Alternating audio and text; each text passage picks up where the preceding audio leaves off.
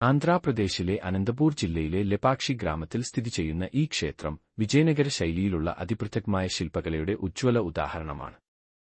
ഭീകരരൂപമായ വീരഭദ്രനായി അറിയപ്പെടുന്ന ഭഗവാൻ ശിവനെയാണ് ഈ ക്ഷേത്രത്തിൽ പ്രധാനമായി പൂജിക്കുന്നത്. 16-ാം നൂറ്റാണ്ടിൽ വിജയനഗര രാജാവ് അച്യുതരായയുടെ കാലത്ത് ഗവർണർമാരായിരുന്ന വീരണ്ണനും വിരൂപണ്ണനും എന്ന സഹോദരന്മാരാണ് ഈ ക്ഷേത്രം നിർമ്മിച്ചത്. ക്ഷേത്രത്തിലെ ഏറ്റവും ശ്രദ്ധേയമായ ഘടകങ്ങളിൽ ഒന്ന് തൂങ്ങിക്കിടക്കുന്ന തൂണാണ്. ഇത് നിലത്തോട് പൂർണ്ണമായി സ്പർശിക്കുന്നില്ല. അവകാശപ്പെട്ട സംസ്കാര കാലഘട്ടത്തിലെ ശില്പവിദ്യയുടെ അത്ഭുതകരമായ ഒരു ഉദാഹരണമാണ് ഇത്.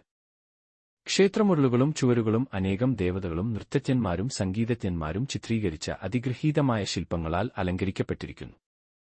ഇവിടെ കാണാവുന്ന മറ്റൊരു പ്രധാന ആകർഷണം മേൽക്കൂരയിലെ ഭിത്തിച്ചിത്രങ്ങളാണ്.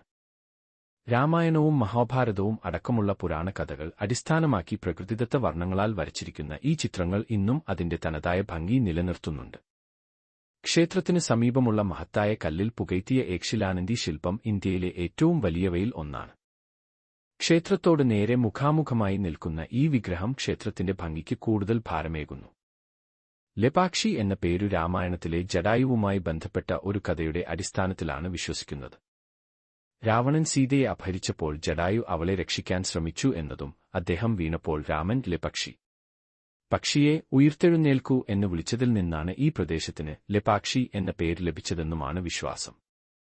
ആധ്യാത്മികതയും ശില്പകലയും സംഗമിച്ച ഈ ലെപാക്ഷി ക്ഷേത്രം ഇന്ത്യയുടെ സാംസ്കാരിക പൈതൃകത്തിൽ ഒരു അമൂല്യധനമാണ്.